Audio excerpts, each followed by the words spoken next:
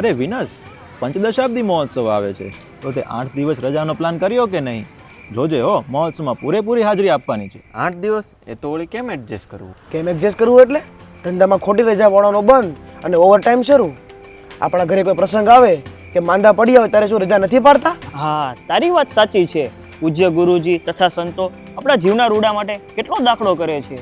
હા, દિવ્ય ભજનોત્સવ તથા અવનવા કાર્યક્રમો આપણા સારા માટે જ તો થાય છે. અમે પણ ફરવા જવાના હતા. આજે જ ઘરે જઈને આખો જ પ્રોગ્રામ કેન્સલ કરી નાખું અને દિવ્ય પંચદશાબ્દી મહોત્સવમાં પૂરા પરિવાર સાથે હાજરી આપીશું. જોજો હો, આ દિવ્ય પંચદશાબ્દી મહોત્સવનો લાભ લેવાનું ચૂકાઈ ન જાય.